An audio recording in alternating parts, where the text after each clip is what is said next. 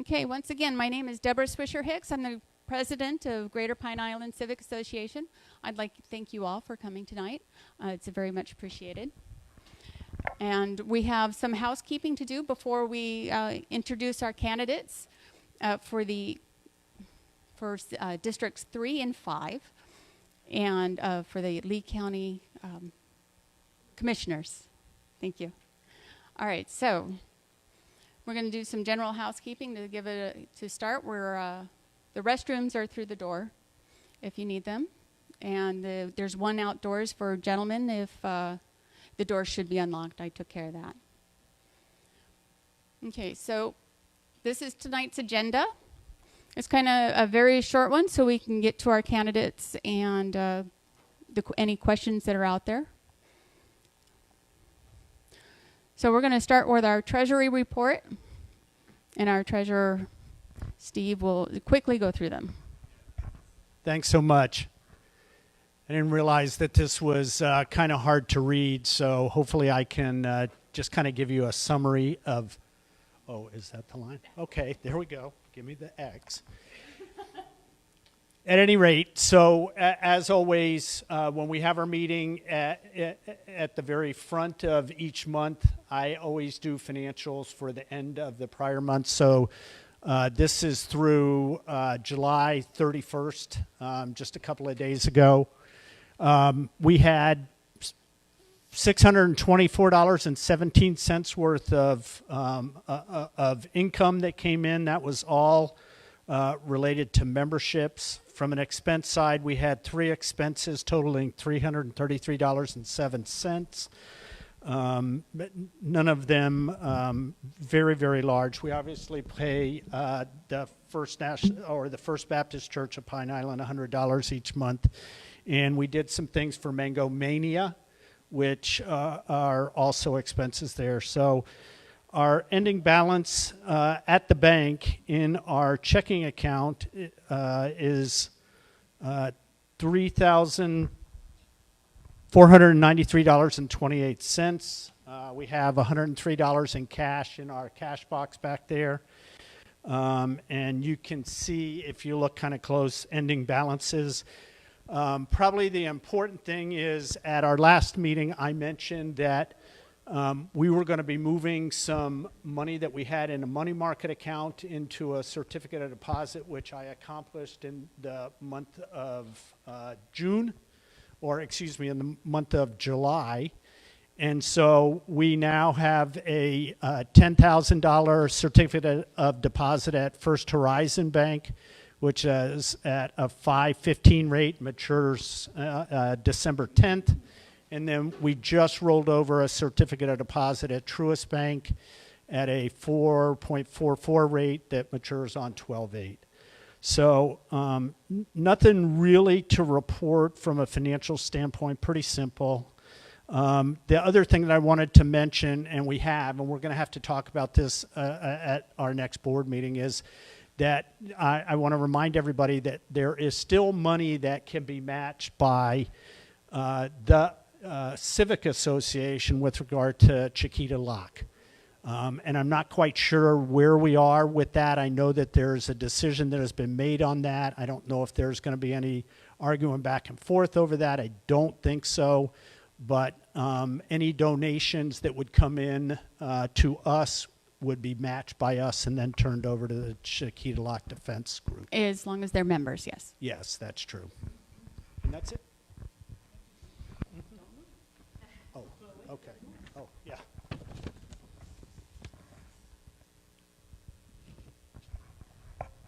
Okay, so this next little bit, I'm going to need to ask a question of our membership. It has to do with not Lee County, Matt Lachey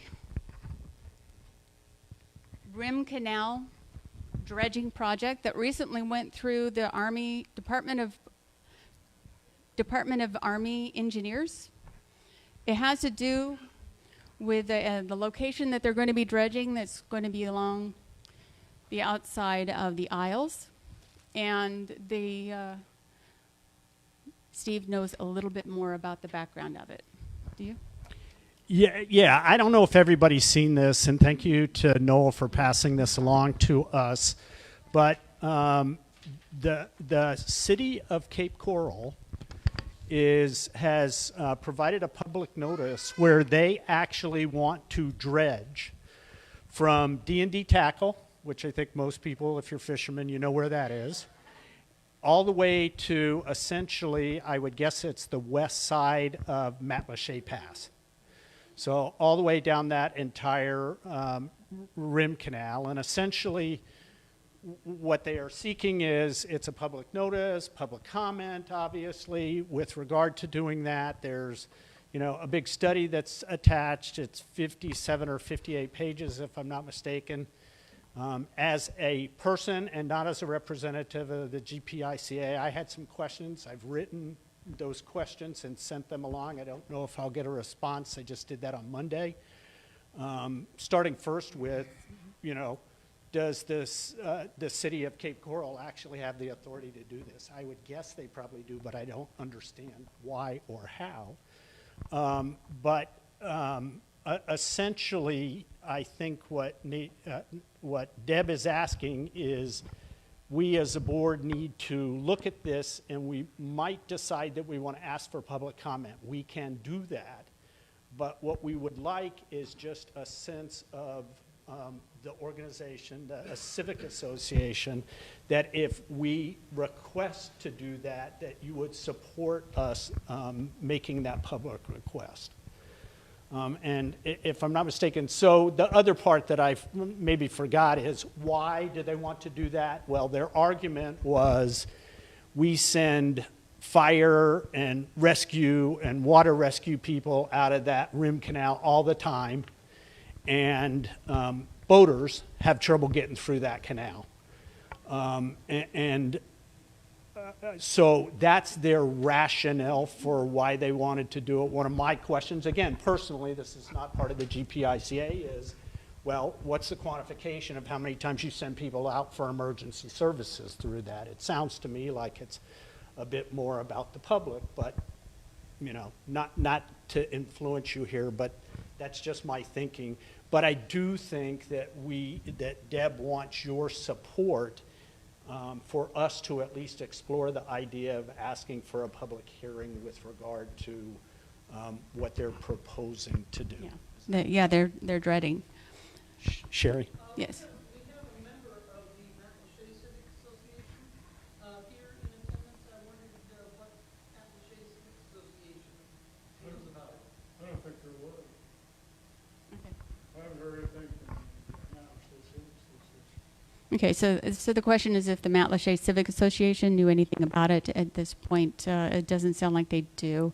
We'll send them notification because the public notice was on July 8th, so that means August 6th it has to be in if we're going to August 8th. Thank you. If we're going to pursue asking for a public hearing. Yes. There are some basic questions that do need to be asked. It would be great if the Civic Association would go ahead and put in a public comment request, because people says they have the authority to do that does not mean that they own the bottom land and have the jurisdiction where that can happen. I was going to say, isn't that Yeah. part of the Matlacha? Looking at the map, it looks like it'd be out into the harbor, not the harbor, pass, which it is, then that needed permission. Land ownership, it is very complicated going on. There's public ownership, there's city of Matlacha bottom ownership, and there's also private parcels, so it is really complicated. So that is the biggest question. Okay.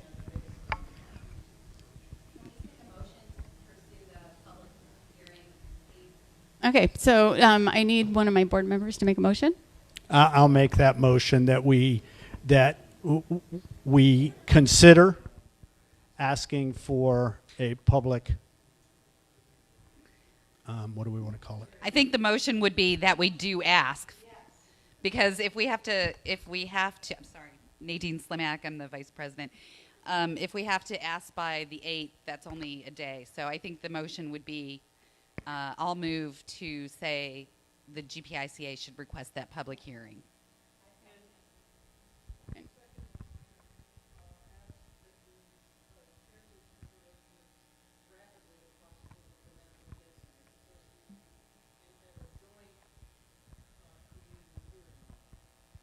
Okay, we could do that.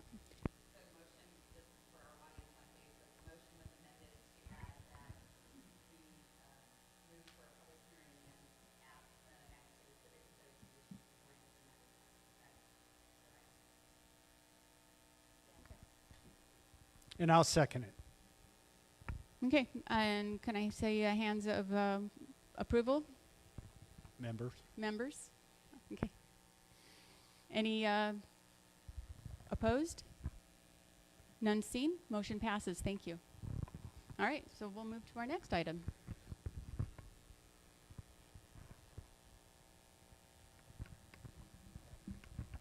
So this one's real quick. It's our monthly GPICA Adopt a Road program. We ask for anybody who would like to come out to help us clean up the roads. I do know the swells are pretty full of water. We're going to stick to one side of the road, I think, this month. So anybody and everybody is welcome to come out. It does start at 8 a.m. before it gets too hot. All right, so we're going to, and it's tomorrow, August 7th, yes. All right. So at this time, I need to ask everybody to make sure your phone is silent. Please take all private conversations outside, and also please always remain civilly, respectfully, and cordial. No personal attacks, and remain on topic. Thank you. And now I'd like to invite my guests to come forward.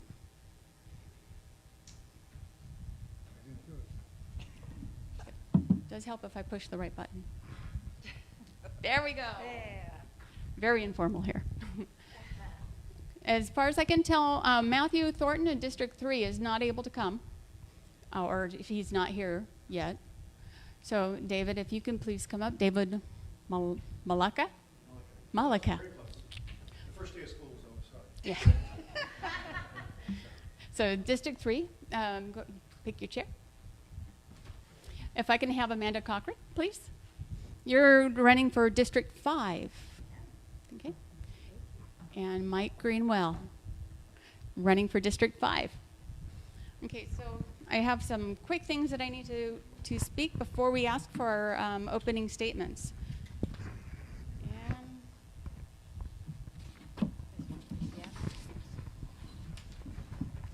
Okay, I wanted to start off by saying thank you all for coming. I wanted to also mention that GPICA bylaws state that our organization will not endorse any candidate for any of the political offices or permit the name of GPICA to be used in endorsements for any candidate for any political office. GPICA's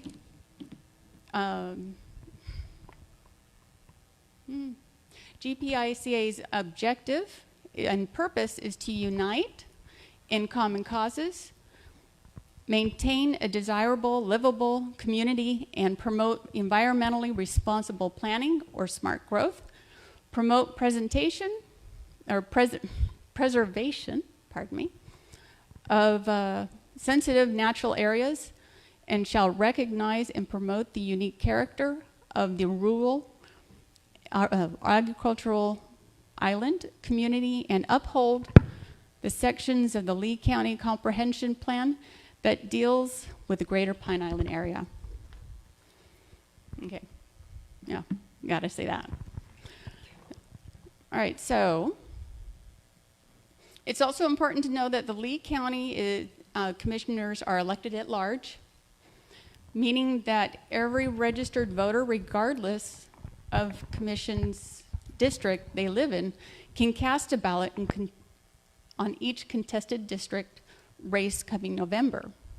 Since Kevin Ruane ran unopposed in District 1, which includes Pine Island, he is automatically reelected for another 4 years.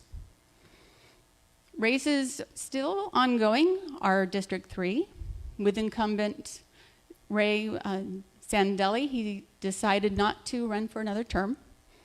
And District 5, that has currently is held by Commissioner Mike Greenwell, is seeking re-election. Because there was no Democrats running in District 3, the winner of the Republican primary will automatically win their seat. So it's very important that we all get out to vote on was it August 20th? You guys got that date down. We have that one down. So, let's see. And the winner of District 5 will face off Democrat Kenzie Fowler? Kizzy, thank you. Kizzy Fowler in November's general election. All right. We got that done. Yes, sir. Yep, that's next page. I had 3 cards. These, that were numbered. That one? Yeah. 1, 2, 3. Thanks. Okay, so the format tonight, we're going to have each candidate is going to have a 3-minute opening. Steve right here will let you know when you're getting close. He'll give you a 1 and then that for an end. Okay? And then after your openings, then I will be asking 3 questions from the GPICA board. You'll have 3 minutes to respond, and it's the same question for all 3 of you. And then we'll have membership questions, which will be, depending on the question, it'll be 2 minutes to respond, and it's either going to be 2 minutes to the one person that's being asked or to the whole group, 2 minutes for each. So we'll see how that goes. Is there any questions? Deb, microphones. Oh, Turn on the microphones. okay. Would you go ahead and start off? And yes. One thing for the audience, we're asking people to write down your questions on 3x5 cards. I've got cards if you need them. Just, hold up a finger and I'll give you one if you didn't grab one on the way in, and then I'll come get them, kind of after we're wrapping up the questions from the Civic Association board and grab them so we can ask. Thank you. Okay, great. All righty. So tell us about yourself. Time. Amanda Cochran, running for Lee County Commission, District 5. Thank you. 6 generations of my family are from here. My great-grandfather helped move cattle from inland to the Punarasa area to head out on barges. My grandparents got married at Buckingham Air Force Base, and my mother was voted Miss Lee County in a year she'd prefer I not mention. I'm a wife, 25 years, a businesswoman, 25 years. I have 2 bio boys, 2 bonus boys. We've been in the real estate industry as a family business together. I've also been in the nonprofit industry for 25 years. I've had the distinct privilege to travel with my mother and my father. He's a Grammy Award-winning gospel singer. I'm very proud of that. I've actually stood on this stage several times. Mr. Lee in the back was the super sound guy, and had the privilege to spread the gospel. We've been all over the country. Always been a part of my community. What I'm not, or never have been, or never thought I would be, is a politician. I think God has a sense of humor. But I came to this path by way of strange, there was some things going on in my community that would radically change my community. And my mother taught me that you don't get to complain unless you're willing to be part of the solution. So I spent some time at the BOCC, dug deep, figured out all the processes, and understood that the best, and I am shortening this for 3 minutes, that the best way to be a voice for not only my community, what I realized when I got down there was that there were several areas of Lee County that echoed the same sentiments as I and my community, that there were changes being proposed. Our infrastructure is stretched to the limit. Our water systems are at risk. Our health care and our school systems are trying to keep up. Now more than ever, we need voices who represent the people, not special interests. And that's why I stood up. That's why I stood up. And I don't want to just represent my community. I want to represent all of Lee County and be a voice of reason. I'm very proud that the donations that have come in to my campaign are from regular community members just like you, not powerful folks. I say often that I am endorsed by the people, not the powerful. And I look forward to answering questions, and I am grateful for the opportunity, and if I am privileged with your vote, I promise you my only motivation will be to serve the people of Lee County with transparency and accountability. Thank you. Thank you very much. Thank you very much. District 3, David Malika. Malika. Oh, getting close. I'll get it. I don't know if I need this, but. No, for everybody that's online. Oh, gotcha. All right, so I'm David Mullica, and I'm proud to be running to serve as your next county commissioner for District 3. I want to thank the association for having us tonight. I want to thank my family for being here. The Hunch family is no stranger to Pine Island. We've been here over 110 years now, so it really means a lot that they would be here, but I'm proud to share that in addition to my lovely wife, Jenna, and our two sons, Charlie and Hunter, who's a 7th generation Lee Countian, by the way. My uncle Dan, who owns Honch Industries, my father, John Honch, Honch Marine, and Damian Honch, Honch Docks, and I own Honch Destruction. So I'm very proud of the Honch tradition of hard work, honesty, and integrity here on Pine Island and everywhere else we serve in Southwest Florida. So it's an honor to be here. I'm running to be your next county commissioner because I love Lee County, and I found the call and sense of duty to serve my community as I have for the last 3 decades as an adult businessman here in Lee County.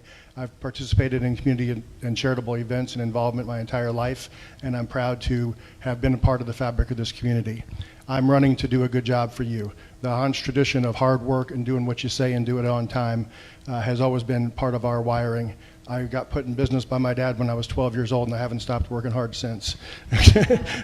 So I'm really excited at the opportunity to serve, to do a good job. I think my business and my construction background will serve you well in the rebuilding and upgrades of infrastructure, roadways, and services for water and other items that we need to develop here.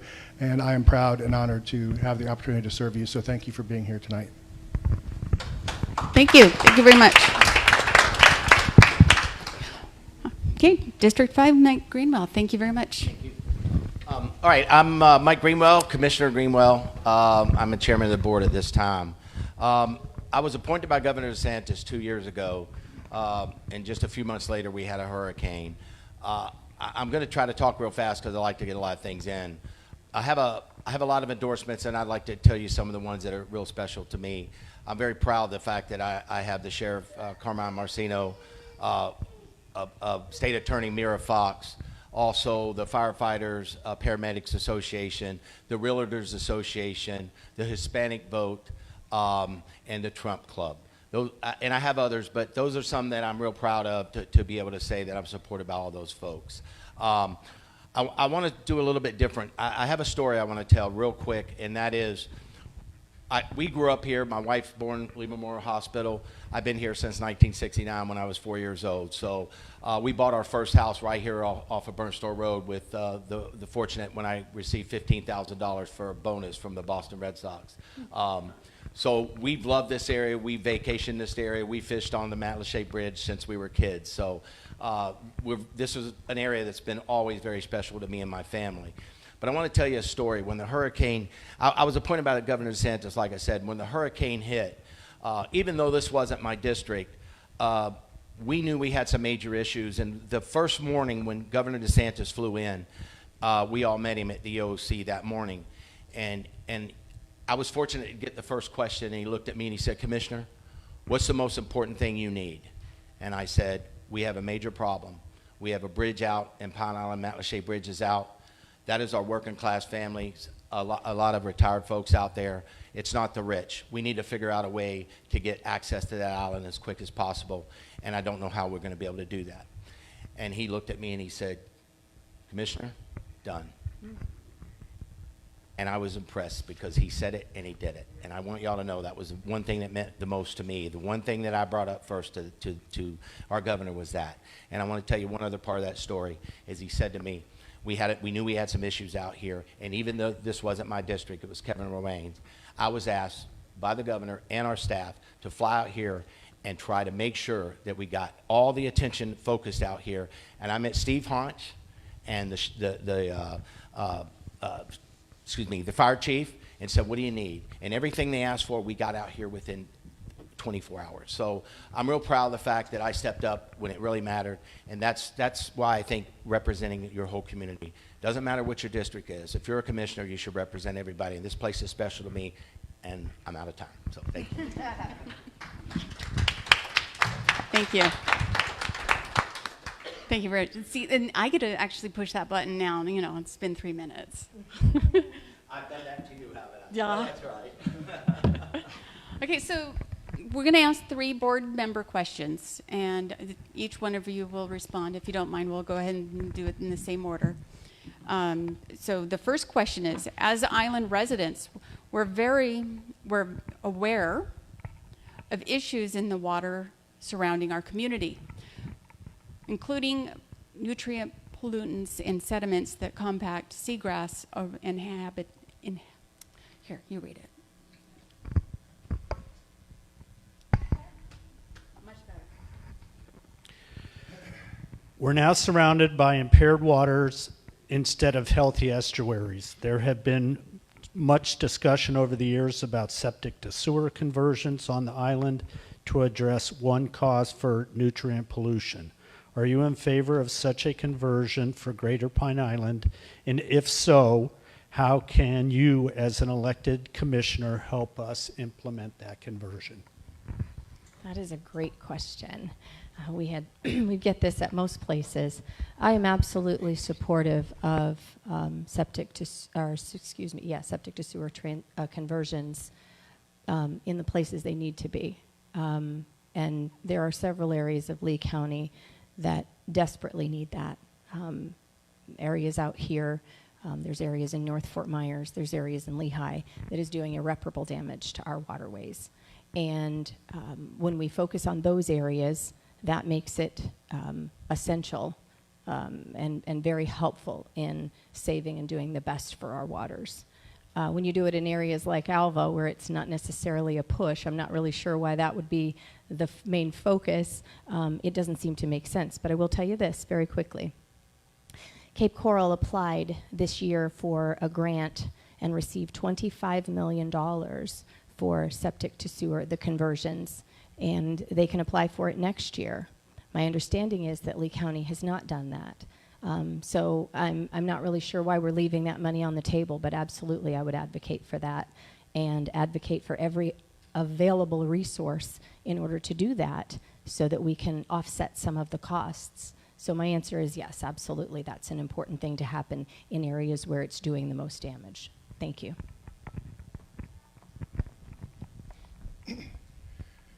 So clean water is a priority for all of us. I think we can all agree across the board. The waters here growing up, I will tell you, were a lot cleaner than they are now.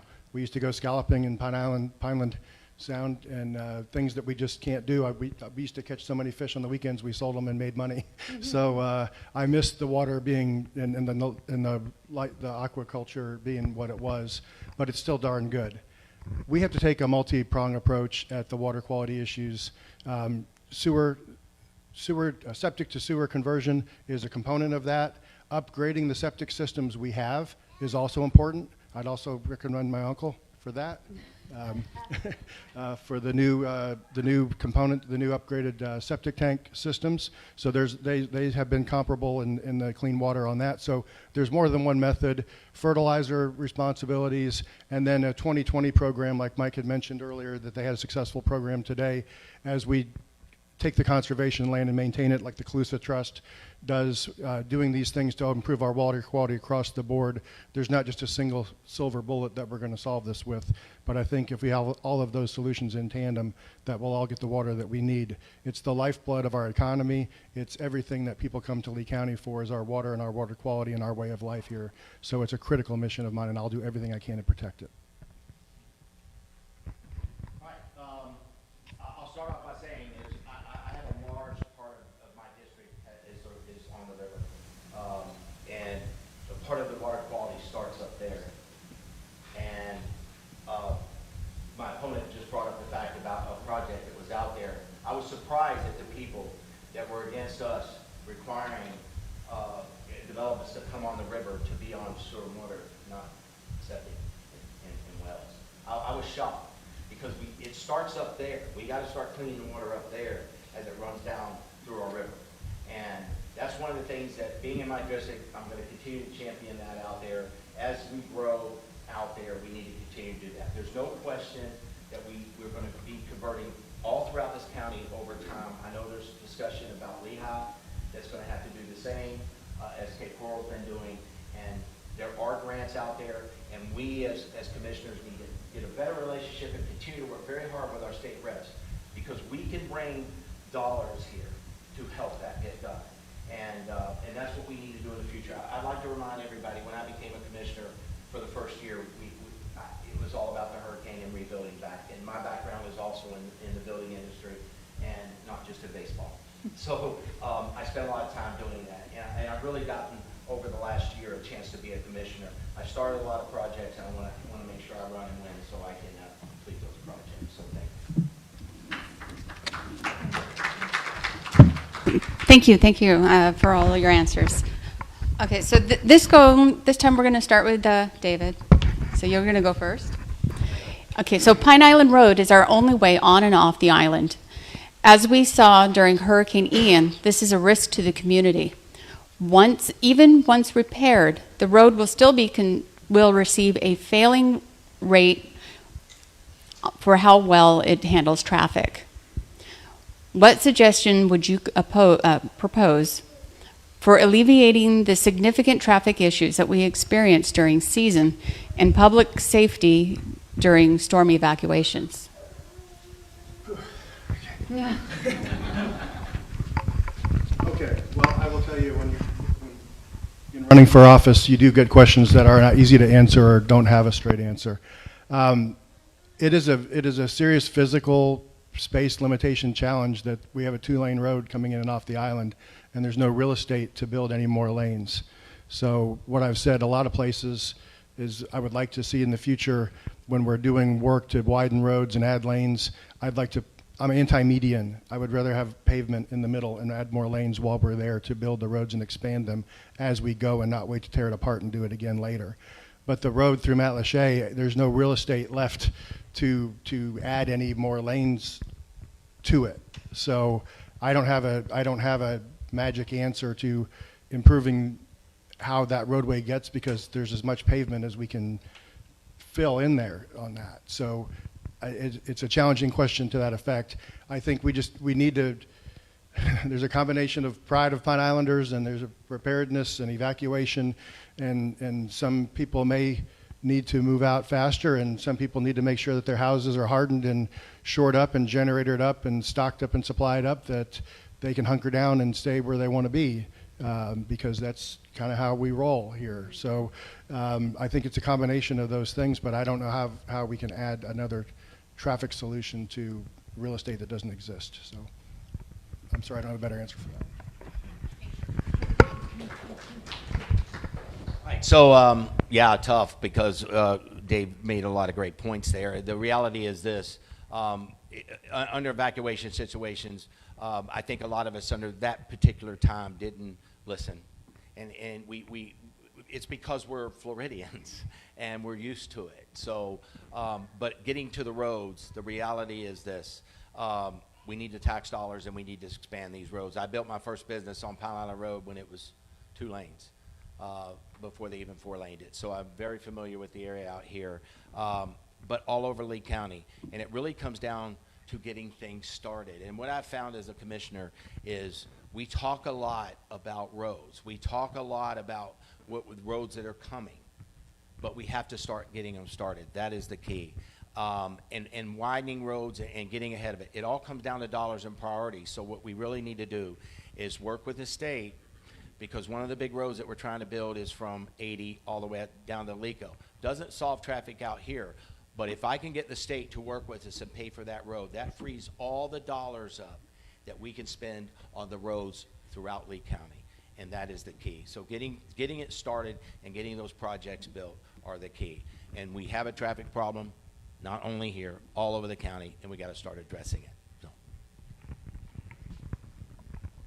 I think the best answer to that question, and it is a difficult question, it's a 2-lane on and off, is to reverse it and say that every single development proposed, everything that comes before the commission to build out here has to be weighed against those decisions and that traffic pattern. And here's the thing. I know that when I've stood in front of those commissioners and the answer to the question is we can't say no to whatever type of development comes up because of traffic, my answer to that would be that you can say no for life safety. And that's a critical, we learned a lot in this last hurricane that we went through. I agree with Commissioner Greenwell. I was one of those who hunkered down and said, oh, we've done this before, no big deal. It was a very big deal. And there was a great deal of loss of life. So for public safety reasons, I think every single decision that comes before the board for development in sensitive areas like this should be weighed against public safety. Thank you. Okay, so the last question for the board before we get to our membership questions is cultural, coastal, coastal? I wrote this and I should know this. No. Take a deep breath. So coastal rural nature of Pine Island is what motivates many of its residents to live and work here. Pine Island has several preserves. I could name many of them, but you probably know quite a few of them, along with 2020 land, which we do appreciate. And with that comes with many nocturnal animals. Would you consider championing and supporting the Pine Island Plan and not how county employees to continue eroding the overlay? What can you do to protect and develop the Pine Island Plan? So, The community plan. yeah, well, there's an overlay and there's a comprehensive community. Okay. Thank you. Sir? Actually, I definitely support that plan. We want to continue to preserve as much of this out here as we can. I was actually contacted by Mr. Yates that owns the nursery right on Pine Island Road, and he had some property out here and asked me how could he seek to sell that property. He thought it was land that should become 2020 land, and I was able to get him in contact with those folks. So preserving as much land as we can out here. We have a beautiful place. Obviously it's a sensitive area, so the more we can do to do that, and the less we can impact it, the better. So I'm all for the plan. I'm all for continuing to support it. And if we're going to grow, let's try to grow in the right direction and grow smart. This is a special place, and we know that. And I'm on board for whatever I can do to help you move in the right direction to make this a better place for you to live, play, and work. So let me know. Thank you. Amanda? Absolutely. So one of the reasons I'm running is because, like I said, changes were made to our community plan and our amendments to our comprehensive plan to bring in more development in the most rural corridor of Southwest Florida. So obviously, if I'm running for that reason, it's clear that my motivation is to protect our natural resources as best we can. They give us so much. She explained very adequately how much they give us. So the community plans for each individual area of Lee County, no matter where it be, are important, and a lot of thought and careful consideration was put into those plans. So absolutely, I would work to protect the plan as it is and conserving every area that we can to be responsible stewards of the environment.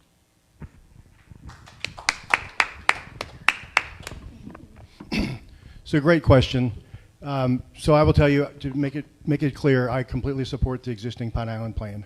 I think it's working just fine, and it's not something that's come to me as an agenda item or people asking me to fix. So everybody must generally be happy with it, and I want to keep it that way. I did take the time to read Noel's presentation that he made to the group here recently, and I liked the way he laid it out because I will tell you, I was taught by my parents at an early age to pay attention to politics, because if you don't, things will happen to you and not for you, is what my mom told me since I would listen. So, and if you aren't paying attention, you guys are people that are paying attention to politics. That's why you're here. So you want to get the right candidates elected to get the right results. But you also have to understand and pay attention to the process. You have to know the rules. You have to know the playing field so that you can get the feedback and information as early as you can. So in that Pine Island plan, when Noel's presentation, it says when there's times for public input, it shows you how to track the website where those applications are made. And if you want to know what's going on with your neighboring property or what's there, you have to pay attention, you have to log in, and you have to be involved. You guys are participating in this process, but not everybody does. So I think it's important that we have to be responsible for our own part of the solution, but the commissioners, we have to follow a handbook and a set of rules in the code for what the votes that we make up there, and the application person or the developer or the resident that wants to change their property has property rights too, but you have to follow the process and to be involved in that so that you can participate. But as Noel stated, there are public inputs at several locations, several steps along the way that you can participate and be involved, so you're not surprised or flat-footed by these things. And I think that's important to understand. So thank you for being the people that pay attention to this. I love Pine Island just the way it is, and I know why you want to keep it that way. So it's paradise. Thank you.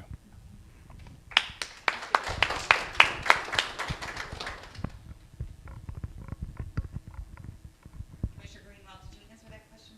You were there, right? Okay, just wanted to make sure. All right, and now I'm going to ask some of the questions from the audience. The first one, I don't know if you're familiar, but Cape Coral has done a fair amount of encroaching, working their way toward Pine Island, but also really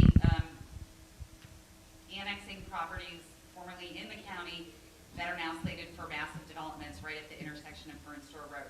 How are you guys, how do each of you propose to kind of hold back that encroachment and to keep them out of Matlacha and out of Pine Island? Yes, we're well aware of that, and actually, we talked about it quite a bit at one of our board meetings. I'm not for annexing anybody's property in. They tend to do that to grab for additional tax dollars. And your taxes end up going up, and you get less services. So I'm not for any of that unless it's voluntary. If there's an area that believes it's better if they were to become in the city of Fort Myers or become in Cape Coral, and that all the landowners there agree to do that, then that's different. But the taking is not something that this board, myself or the Lee County Board, supports at this time. So I'd like to see all that stop, because all they're doing is trying to get additional tax dollars and give you less services. That's my honest opinion about it.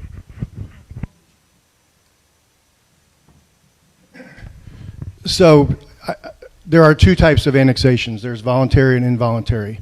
So eminent domain is when a government comes and says they're going to take your property and they'll pay you fair market value, and they're basically telling you what they're going to do. Okay? I don't support that. I do support voluntary annexation. And again, property owners have rights to, if they want to be in the city or they want to be in the county. My father and I developed some land off of Pondella Road that there were some, when there was voluntary annexation, there was not the whole street of Delpine, Hibiscus, and parts of Pine Island Road and Pondella had lots that were hopscotched, county and city owned lots, and we wanted to assemble them to build the industrial park that we have there today. So there are times that we had to annex into Cape Coral to get the water and sewer and things, but that was our choice, our money, our decision, our investment in the infrastructure. The roads that are there now we paid for. So voluntary annexation is a property owner's discretion property rights issue, but at one city or county trying to just take for themselves involuntary against the residents, I don't support at all. With that. Sorry, I turned my mic off. So I started this campaign with a slogan that says, "A leader who listens." And I think paramount to that answer is that listening to the constituents and their desires. And as he mentioned, when these processes happen, there's opportunities to speak and make your voices heard. And listening to the constituents on these issues is paramount, and that's what I would do. But like he said, with the voluntary and involuntary annexations, I absolutely don't support the voluntary. So. Thank you. Amanda, since you're standing, why don't you come up for the next one? So talking of growth, how do you identify smart growth, and what would your definition of it be? I mean, what would you propose for smart growth Lee County going into the future? As I mentioned earlier, the hurricane has and our water patterns here in the last few days have taught us probably where we should be building and where we shouldn't. We have a very thoughtfully well-planned, comprehensive plans that tell us where we should be building and where we shouldn't be. And when we continue to erode and amend those thoughtfully planned under the comments that property rights are important and they should be protected, and I shouldn't be able to disenfranchise people from those property rights. However, property rights does not entitle you to affect the quality of life and livelihood of those around you. I often say my property rights end where my neighbor's begins. So, like I said, we have plans that say where we should and shouldn't be building. The DRGR is a topic of conversation, if you're familiar with that. In our area of Alva, the more green space we have, the more it's better for water quality and things like that. But to go before a board and say we need to develop this area because of property rights, oh, and by the way, we need to upzone it for all of this as well, that's not property rights. That goes into a whole nother conversation. So we do have a responsibility to not allow for building in areas where we have set aside and said not build there, but build in a way that it was planned in the comprehensive plan. I have 1 minute. So that's the answer. But you don't have to take both. No. That's the answer. To follow the plan, and as the emergency, as we just had the hurricane, that taught us where to build, taught us where we should and shouldn't build. Follow those plans. Thank you.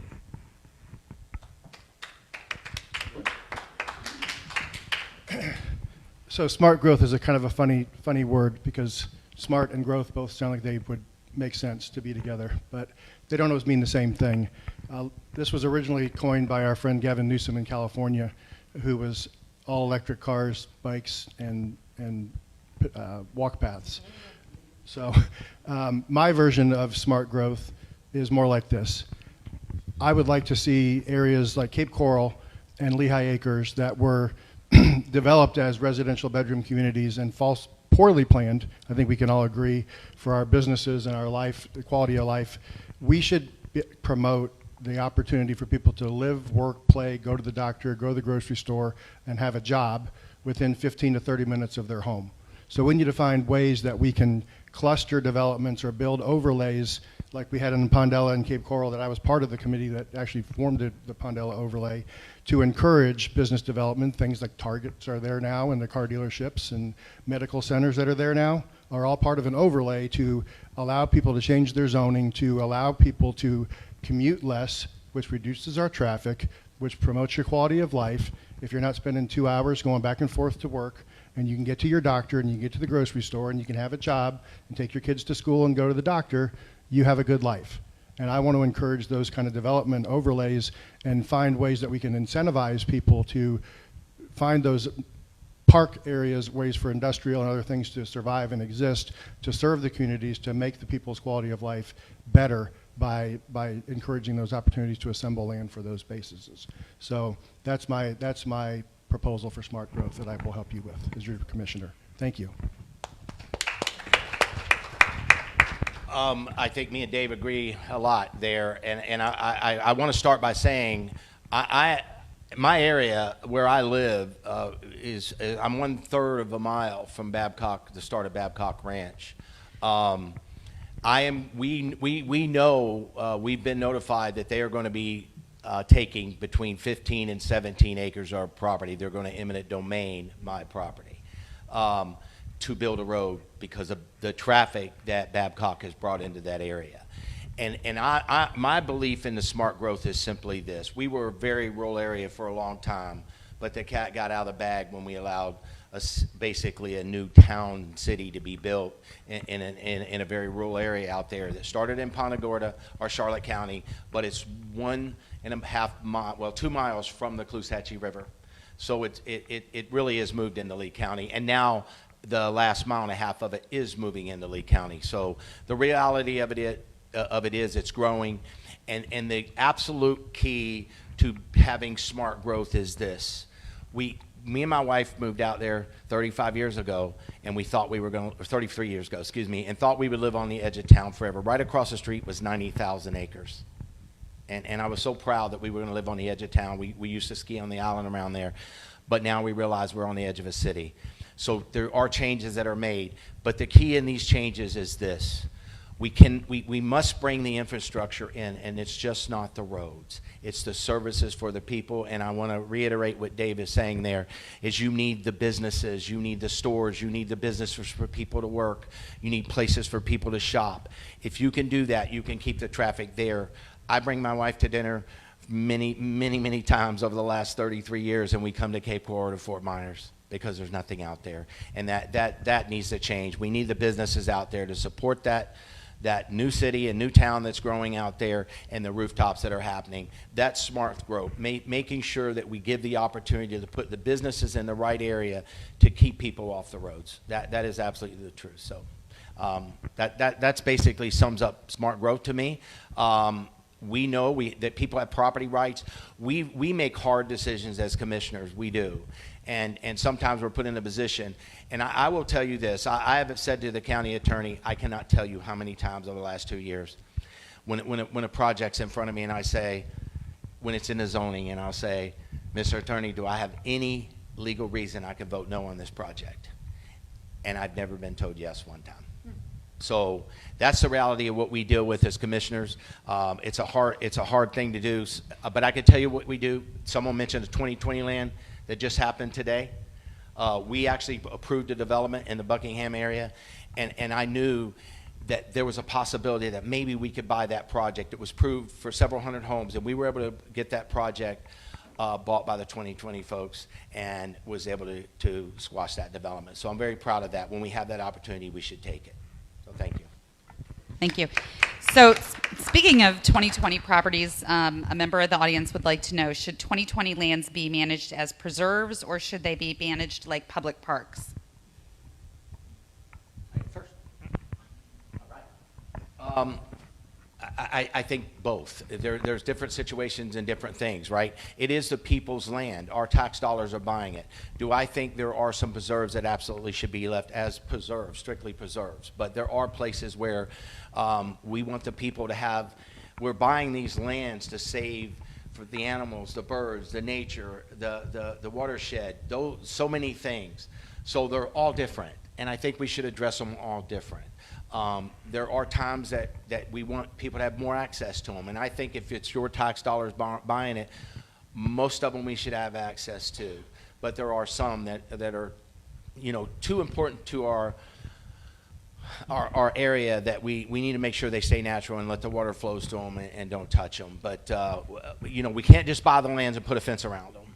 We need to make sure that we're giving access to the people. They're the ones buying them. So I think both is the answer for me. Yeah, I would agree with Mike that depending on the characteristics or the property access, or if it's all mangrove swamp, then you don't need a park in the middle of that. But if it suits ability for access and park areas to enjoy the land that the taxpayers participated in, I think they should have the chance to enjoy that. I know the new Frank Mann Park that's being developed that you guys spending a ton of money on is a great thing to have a public park and access for people to recreational uses and things, and I fully support that. So we're appropriate for the area. I think we should allow the public to enjoy nature. That's why they love Southwest Florida, like you. And there's some that just don't have access or aren't traversable that would make any sense to make a park out of, but I think they can be preserved for the water.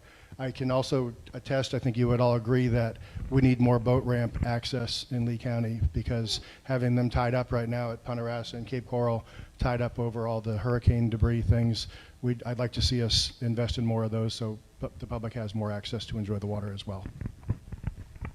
Yeah, I think the primary point of the 2020 conservation land is for ecologically and environmentally responsible conservation. So that should be the top priority. And I agree with them. If there's an application that is suitable for the public to be accessible, but the primary goal should be for ecological and environmental preservation.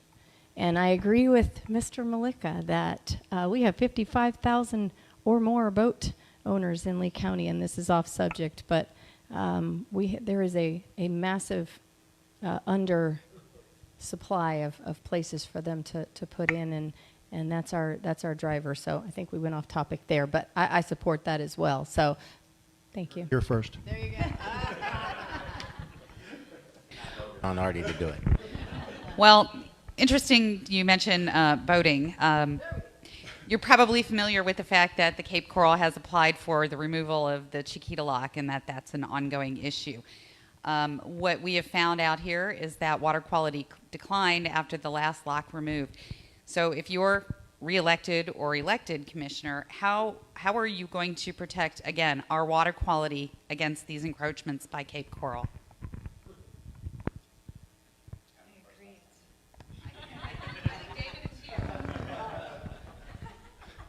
All right, well, all right, so I will say that I'm familiar with that project because we've been asked on and on with our firms to look at the cost analysis and removal or reconstruction of that area over the years, but it's been 7 or 10 years this has been talked about and not actually happened yet.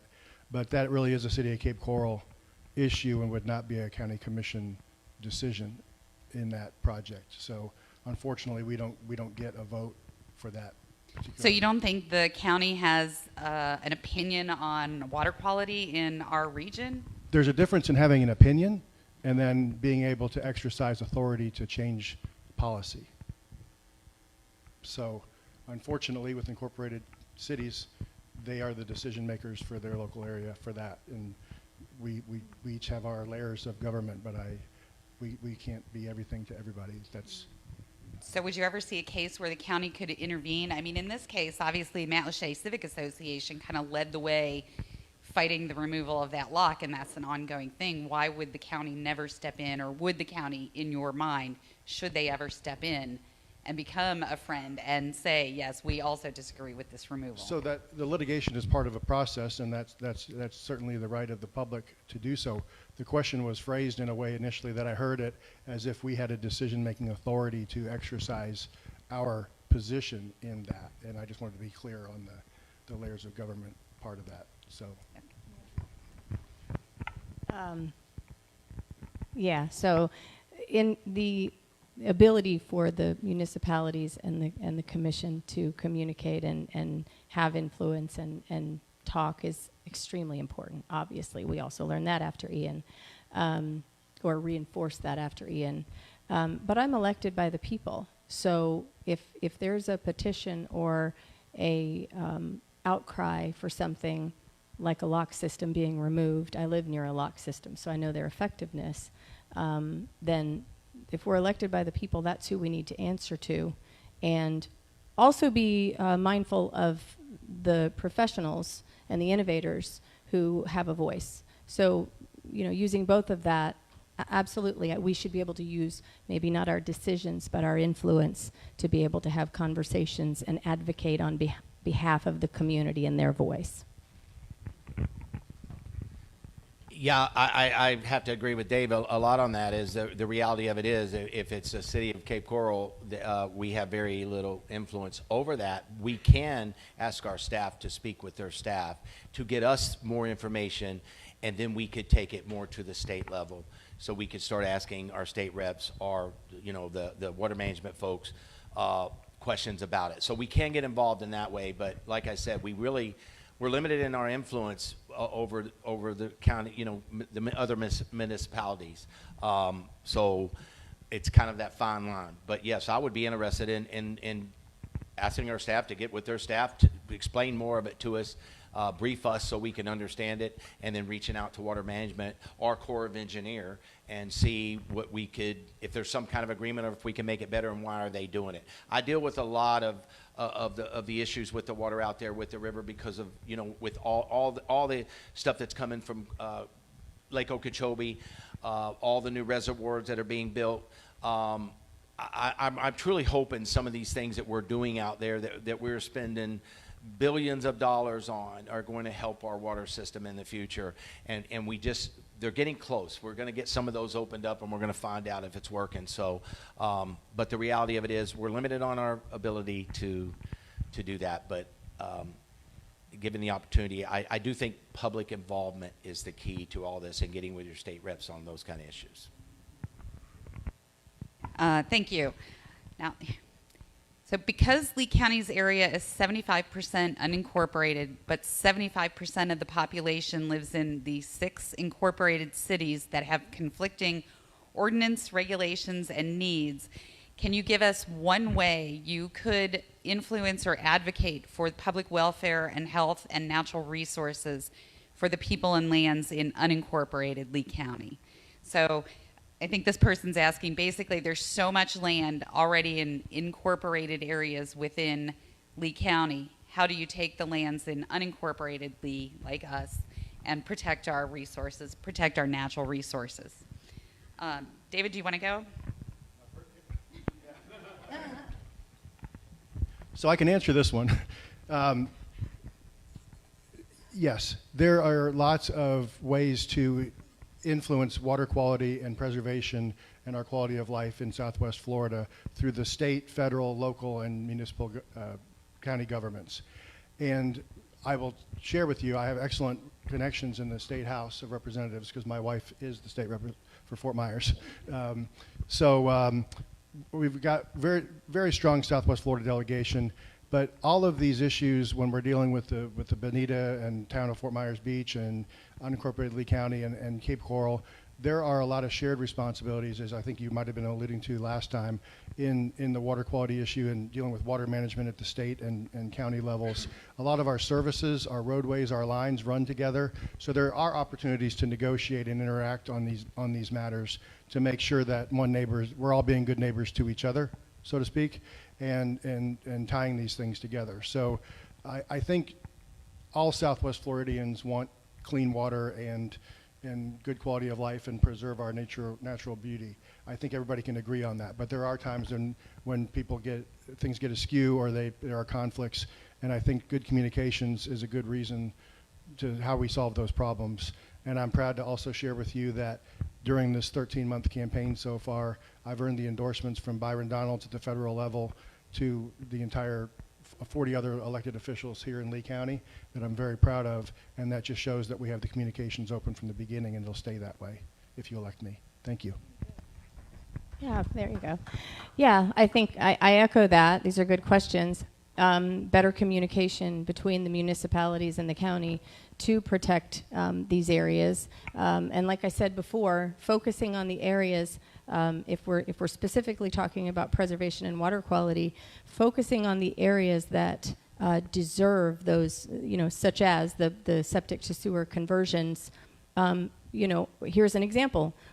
Why did Cape Coral get $25 million awarded to them for a grant that we left on the table? Those are decisions that if there's communication between the municipalities and the county, we go after all of that so that we can protect unincorporated, incorporated, and work together to make sure that we're preserving and fighting for every bit for water quality, for green space, for the areas that should be protected. I think one of the keys is to have, you have to be able to go and have people that you can sit down and talk to, water management folks, Corps of Engineer folks, go visit the reservoirs, go see what's actually going on, go see what they see, go to all the areas to understand how can we make it a little bit better. And being countywide, that's one of the things that I look at constantly is the fact that we're not just dealing with my one area. I'm dealing with every area. So you really need to be involved, and you need to go have the meetings and listen to what's going on and see if you can have some influence to make a difference. I think the county municipalities work, or the county works very well with the city of Cape Coral, the city of Fort Myers Beach, and if there's things that we can do to help them, when it's asked, we do. We get Sanibel that's come in and asked us to do some things out there, and we have helped them every way we can. That's called having relationships, and that's what we should be doing as county commissioners.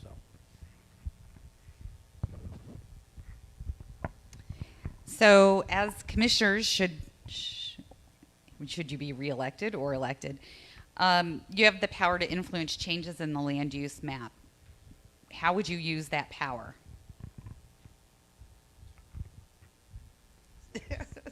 I mean, so how would you use your influence to either change or not change the land use map?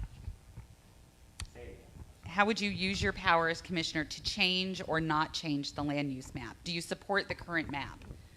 I do support the current map, but I don't think we don't really influence. It's the people that come in and ask for projects and go through the process of asking projects to go to the state for us to vote on, that end up at the state for them to either approve to change those things. So I support the map, but I know we're an ever-changing area. You know, when we all grew up here, the people that have grown up here, there was obviously many changes made all throughout this county. So we understand that that's part of the growth, and that's part of what happens. And when unfortunately, we don't have a gate, and we all realize that. We don't have a gate. There's no way to just stop people from coming. So the reality of that is we do everything we can when we get the opportunity to buy 2020 land, to buy developments if we can, if they're out there. We bought tons and tons of, one of the great things we did at this county was start buying 2020 land. And every opportunity we get, we do that. But the reality of it is, it's always changing. I've made one change in my whole life to a map, and it was because of my personal property and the impacts that I had for my personal self. But I'm supportive of trying to keep things as natural as we can, but we know we're growing, and we have to realize that. I'm glad Commissioner Greenwell brought that up. So what brought me into this race is the land use map that Commissioner Greenwell instituted for his personal property that radically changed the floor plan for the future of our use. That development is 400,000 square feet of commercial space in a mostly rural area.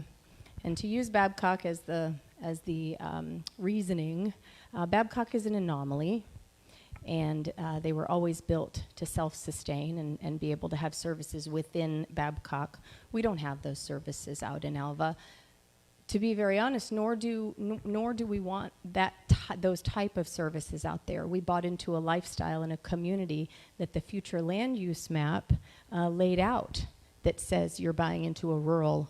It literally says in Goal 28 and Goal 27 of our future land use that it is to preserve the historic rural lifestyle that's out there.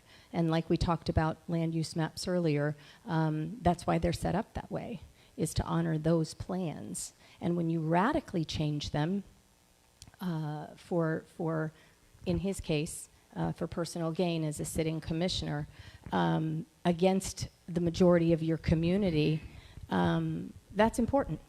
And that's why those community plans and those land uses, anytime it's changed, I'm not certainly saying that it should never be changed. I'm saying those decisions should be weighed at a Supreme Court constitutional level, because they are going to change the lives of those around. And if we're not doing it, and to say no because of property land use rights, I hate to keep pounding this. One of the things that's said to us as constituents from the commission is the Burt-Harris Act. I don't know if anybody's heard of the Burt-Harris Act. We can't say no because of that. In this particular case, we can't use the Burt-Harris Act because when you're trying to change a property and increase the density, intensity, and uses of it, the Burt-Harris Act does not apply to trying to increase density, intensity, and uses. It's only to protect the existing use and the reasonable foreseeable use. 400,000 square feet in Alva is not reasonable and foreseeable use. So to answer that question plainly, I think we need to be careful anytime we make changes to land use maps that are going to radically change the lifestyle of everybody around. Those decisions should be weighed, and you are allowed to say no. Thank you.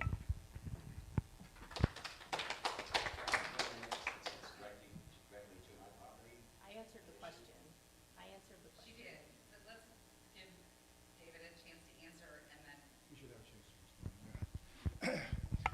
Okay, so as far as the land use map goes, I support the current map, and I support everybody's individual property rights that have property on that map. I will tell you the only thing constant in this world is change, and we all know that. We all have to accept that.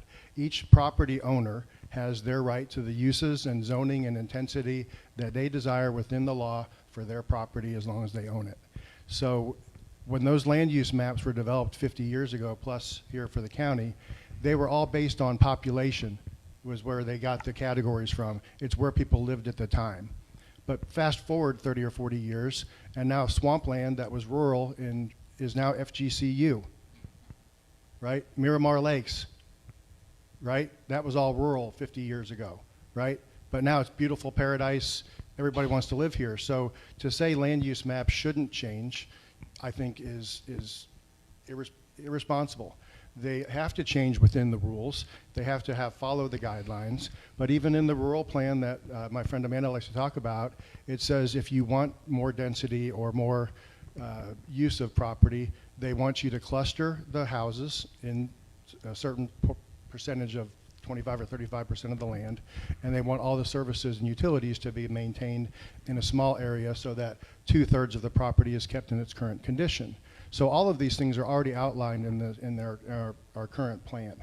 So to say that they're not there, it was never going to change, I think is just a false pretense. But when we did our property, I mentioned to you on Pondella Road, we have people, you ever hear people ask for an ag exemption because they want tax savings for some cows? Okay. Everybody likes to use the system. They can go up or they can go down, right?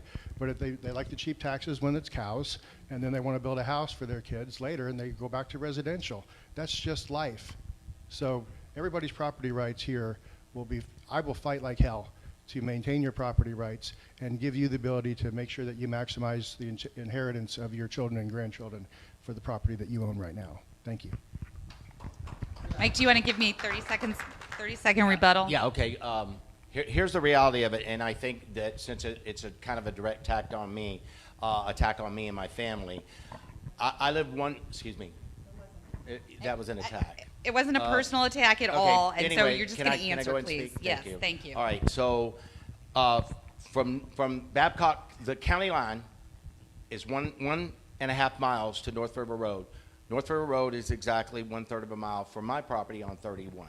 In that 1.5 miles, Babcock was awarded 1,170,000 square foot of commercial. In 2017, there were 1,170,000 square foot of commercial. They were awarded 1,650 homes. They were also awarded 600 plus hotel rooms. So to say that my project is not following the characteristics of what's going on with that area, and remember, they're taking up to 17 acres of my property to put a 6-lane road through. So we all know that those changes are coming. So to apply or to act like that's something that I did to benefit my family, we would have loved to lived right there. My children live there, my grandchildren live there. But to make it an attack about something that I did was wrong or make it sound wrong, we have no choice but to do what we're doing. We would have loved it to stay the way it's going to stay. And there's nothing else I can do besides do what's right for my family. It's coming. They're taking it from us, and we know we're going to get overrun with it. So we're going to do what's right for our family. So if that's wrong, then so be it. But I know what I'm doing is the right thing, and it has nothing to do with changing maps or trying to do something different. The change came to us. We didn't go to it. Speaking of growth and change, how do each of you feel about raising impact fees? They were rolled back, years ago now, thanks to a recession, and I don't think they've ever caught fully back up to growth. The idea of fees is that they pay for growth. So how do each of you feel about them? Amanda? I think my understanding of impact fees is they can only be raised a certain amount each year to progress them where they need to be. And yes, they do help pay for the infrastructure. It's important to remember that impact fees only pay for new infrastructure. We've got lots of old problems to deal with. So I'm certainly for finding more equitable ways to equitably distribute the funding of infrastructure. However, impact fees for new infrastructure should be a conversation, since they have been at the same place for quite a long time, my understanding. But keep in mind, they can only be raised by a certain % each year. So, yeah, they should be raised. So impact fees are important, and everybody likes to say growth should pay for growth. And there are shared responsibilities with this. But here's where, and it is legislated by the state of Florida that we only have certain amount of increases that the county can impose each year. So we can't just double it tomorrow and go back to 100% impact fees. So it's a metered approach, the way the state has it in current law. What I think is also important to look at with impact fees is it's kind of like a sales tax. It hurts the affordable housing and the low income people the most with impact fees, because as a percentage of their income or a percentage of their investment in a house, if we're trying to make a housing more affordable, if you add $20,000 or $25,000 impact fees to a working couple, school teacher, firefighter here in Cape Coral, Pine Island, that is going to really affect their budget on their new house, their mortgage, their down payment. And so you burden those people more. Somebody that's putting in $1 million house in St. James isn't going to really care if the impact fees change a couple of $1,000s, but it really affects those at the affordable housing and the kids, students, and first-time homeowners. And so if we say we want to make the quality of life better for Lee County citizens and make it more affordable for the working people of our companies and their families and your families, then I think we have to look at those costs across the board. But when sales tax goes up, it hurts the poor people the most, because they're going to Circle K and getting a pack of cigarettes, and that costs them more out of their pocket and in their personal budget more. So again, the one thing that we can do on the commission level is, when we are working with developers and they're putting in the infrastructure, we do have the ability to negotiate some of those things along the way for their participation in those costs, to help lower the cost on the taxpayers going forward. So I do support that give and take of negotiations when those properties are being developed. Thank you.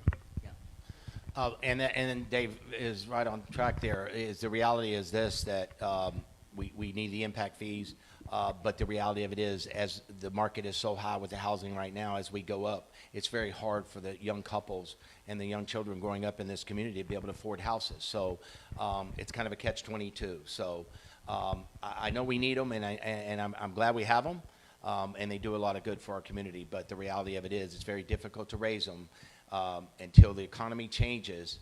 If it would change where we could, pricing could come down, then I could see us being able to charge more money. But this time, we're just outpricing the young people or the retired people that are moving here to be able to afford to move here and buy a home. So, Speaking of housing, is there one thing that you could do as a commissioner to help change the housing issue, the housing shortage? We're talking affordable homes for again, that young family or the single person moving into the area or living here.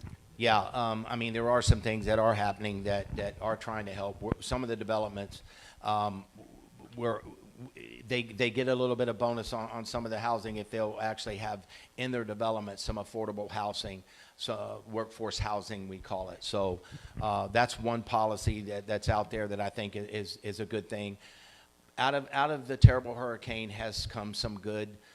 We've received a lot of money that has to be used in a certain way, and a lot of that is to be used on lower income housing, and that is actually getting started as we speak. So we're going to have more and more of that as the future comes, simply because of an unfortunate hurricane, and those dollars have to be spent in that way, so nobody can change it, and that's a good thing.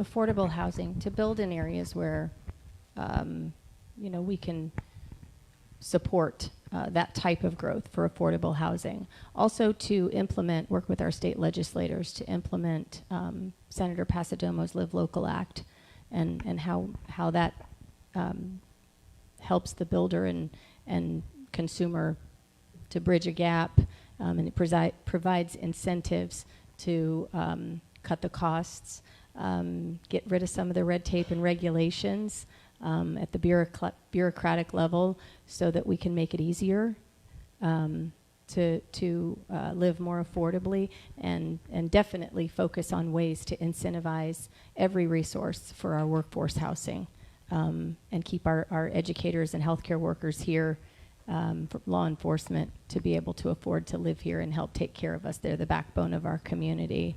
And I just want to take a moment of my however minute time to say that I don't begrudge anybody for the ability to take care of their family and rezone their property. I take issue with them doing it as a sitting commissioner.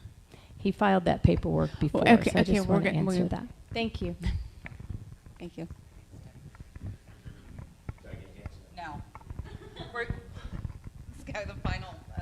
Yeah, this is going to be probably the final question because it's starting to run late. We do have many other questions that we could ask, but I personally would say ask away, but my 1-year-old is voting no on much overtime.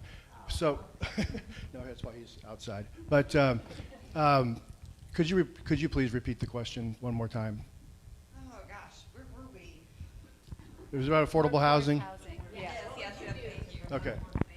All right, so what would I do to promote affordable housing? I'll tell you one tangible thing that I know how to do and I can do is we can cut the red tape in our government process and our inspection systems. We make it too complicated and too hard to do business with us in Lee County right now. And I'm going to go in there and I'm going to help fix this. I did this in Cape Coral. When I was president of the Cape Coral Construction Industry Association in 2010, demolition permits used to have 13 inspections. 13 inspections to get rid of a house. Okay, but there's only 2 inspections to build a seawall new with engineering, right?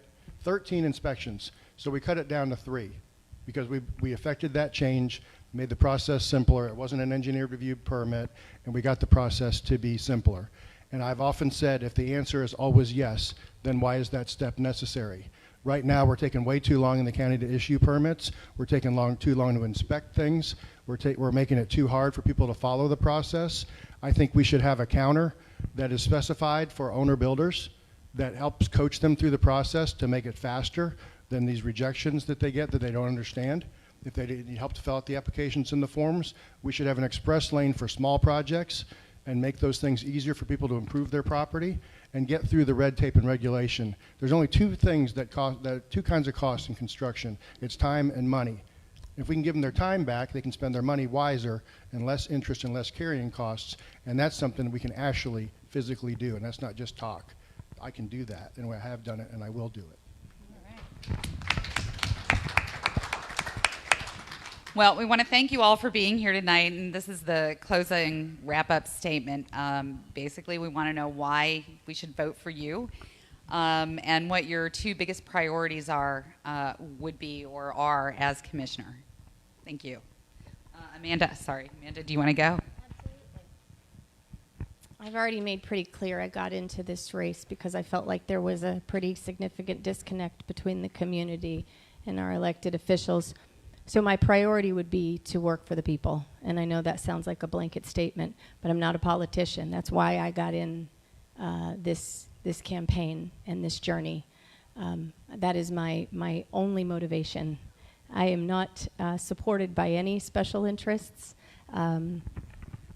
Tallahassee money, I am here with community members from $25 on a senior citizen's budget to $1,000, the maximum, from folks who believe in this mission along with me.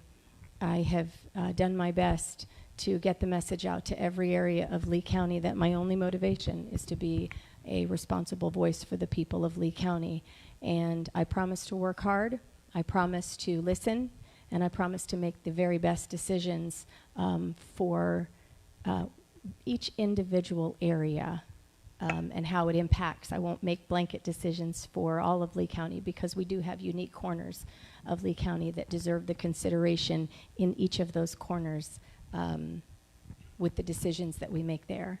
So I would be privileged with your vote. As I said before, I'm endorsed by the people, not the powerful, and I am grateful for the opportunity to serve. Thank you.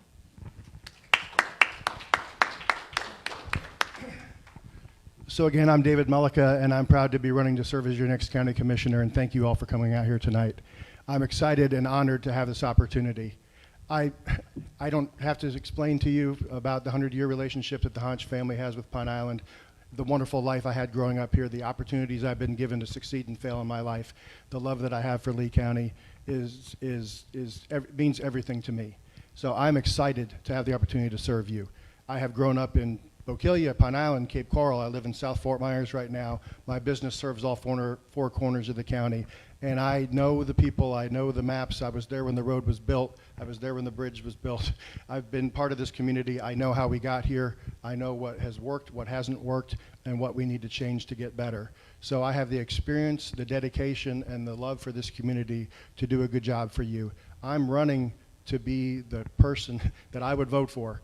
And I want you to know that as your servant leader, I want to listen to you. I want you to be heard. You will be heard. And I'm excited to take your call as your next commissioner because I want to do a good job for you. All I know is hard work and dedication, and I will bleed out before I fail you. I will do a good job for Lee County. And thank you to Pine Island. Thank you for the opportunity from my parents and my family. But I can't tell you how much this opportunity means to me. And when I make decisions up there on your behalf, it will be for the best interest of Lee County as a whole. But I have the idea, the experience, and the knowledge of each local neighborhood along the way that ties it all together. And I think that it couldn't be a better opportunity. And I'm very proud of that. My family is here. The endorsements that I've had, over 40 elected officials to date have endorsed me because they know me. I already have their cell phone numbers, most of them. Communications and putting people in touch with the right people is what people want from their elected officials. Hey, help me solve this problem. Help me connect to the right person. I have that experience. I have that resume of 30 years. That's why when I made thousands of phone calls for my race, I was able to gather up over 550 individual donors from 18 to 98 years old, from $20 lunch money at Republican clubs to $1,000 builder customers, friends of ours, and my family members here too. So I'm excited and honored to share that with you. But every one of those endorsements from the citizens of Lee County means the world to me. And I am genuinely excited to serve you. And thank you for this opportunity. Okay, so Governor DeSantis appointed me, as I said earlier, and I believe there was a reason why. Tons of business experience. I've had over 4,000 employees in my life. I wasn't, like I said, just a baseball player. I'm very involved in the community, and I think the key to being a commissioner is make sure you understand all the issues and not just one issue. I make every vote that I make as a commissioner is for the majority of the people, not the few. I don't believe in special interest. I believe in actually making sure that we're doing what's right for all of Lee County. And we make many of our votes are really about the whole Lee County. And every decision we make actually affects Lee County. Having relationships and making sure that you can get things done beyond Lee County, you have to have those relationships if you want to actually be a leader in our community. I'm very proud of the things I've started. I have many, many projects that we are started. I would like it. One of my priorities has been the Lee County Civic Center, and the reason that is the people that have grown up here used to go to concerts. Our children have graduated at that facility for many, many years, and that facility just got run down. And I pushed very hard to take that facility back. I'm very proud of that for this reason. No matter how many times I would tell people, they would still get on their computers and say we were selling the property. That was never going to happen. We're going to build a facility. We're going to build a 4-H program, a brand new facility. We're going to continue to have a fair, and we're going to build a mixed-use arena big enough for national events. We're going to have 1 million people here. We need to think bigger, and I'm going to make sure that happens. And being reelected, that will happen. And we will take care of those 4-H children, just like we do all the other children throughout Lee County, that we build multi-million-dollar football fields, baseball fields, soccer fields. Well, we need to build them a place where they can go work their animals and their cattle and learn about the agriculture that feeds this country. So we're going to make sure we do that. Very proud of that project, going to continue to do it, and I'm going to continue to work on these roads because we can fix these roads. We just got to have the right leaders in place pushing and getting these roads started. So thank you.